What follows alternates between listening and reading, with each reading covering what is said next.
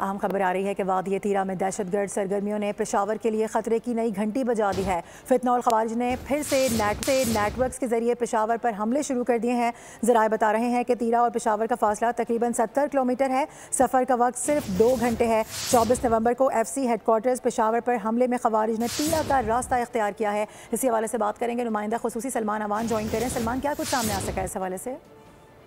भी खैबर की जब ये खैबर एजेंसी होती थी और अब जिला खैबर बनने के बाद भी वादी तीरा जो है हमेशा से इस किस्म की सरगर्मियों के लिए बदनाम रही है। और एक बार फिर जिस तरह से फितनौल खवारिज ने वादी तीरा के नेटवर्क को इस्तेमाल करना शुरू किया है, उससे यकीनी तौर पर पेशावर शहर के लिए दहशतगर्दी का खतरा काफी ज्यादा बढ़ गया। और इस हवाले से जराये का कहना है कि तीरा और पेशावर के दरमियान क्योंकि फासला सिर्फ 70 किलोमीटर है और सफर का वक्त सिर्फ 2 घंटे है, तो इसलिए तीरा नेटवर्क जो है, दहशतगर्दों का नेटवर्क जो है, वो यहाँ पर एक बार फिर हमें सरगर्म होता दिखाई दे रहा है। और 24 नवंबर को भी पेशावर में जिस तरह से फेडरल कांस्टेबलरी हेडक्वार्टर्स पर हमला किया गया, उन्होंने अफगान खारजियों ने तीरा का रास्ता ही अपनाया। और 25 नवंबर को फिर आपने देखा हसन खिल पेशावर में गैस पाइपलाइन को IED से तबाह करने की जो कोशिश की गई, तबाह किया गया। वहां से भी जो खारजी उसमें मुलविस निकले हैं वो वादी तीरा से ही उनका ताल्लुक था। और माजी में जो खारजी हकीमुल्लाह महसूद था, उसका मरकज तवील अरसे तक तीरा में कायम रहा। और फिर हकीमुल्लाह महसूद ने पूरे कबायली इलाके पेशावर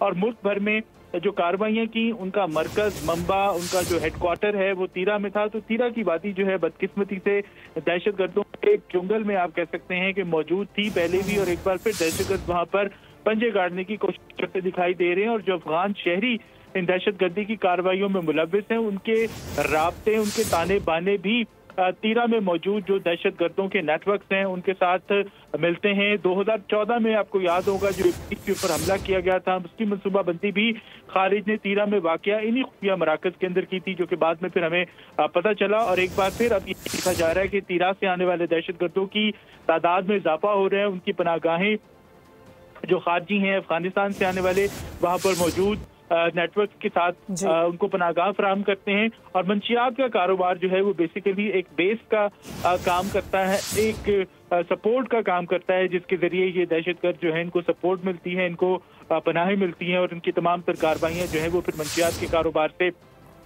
चलाई जाती हैं।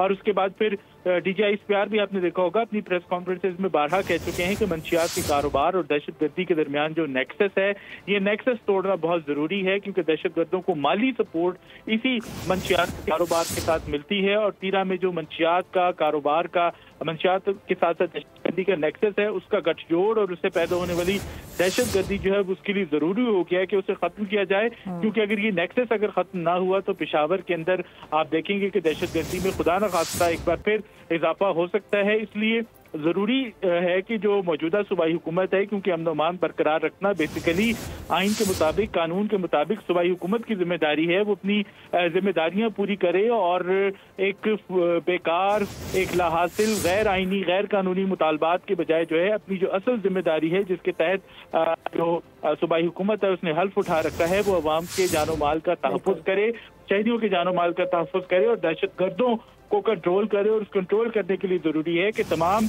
इदारे, वफाकी, सूबाई मिलकर काम करें। और उसके लिए सूबाई हुकूमत को जो है वो एक लीडिंग किरदार अदा करना होगा। ऐसा नहीं हो सकता कि वफाक के इदारे, सिक्योरिटी फोर्सेस, कानून नाफिज करने वाले इदारे पूरा जोर लगाते रहें और सूबाई हुकूमत जो है इस मामले के ऊपर तवज्जो ना दे। तो इसलिए जरूरी है कि सूबाई हुकूमत अपनी जिम्मेदारियां अदा करे और दहशतगर्दों के इस नेटवर्क को तोड़ने के लिए अमली इक़दाम किए जाएं। ठीक है सलमान अमान, तफसीलन आगाह करने के लिए बहुत शुक्रिया आपका। सब्सक्राइब करें और बेल दबाएं ताकि कोई खबर रह न जाए।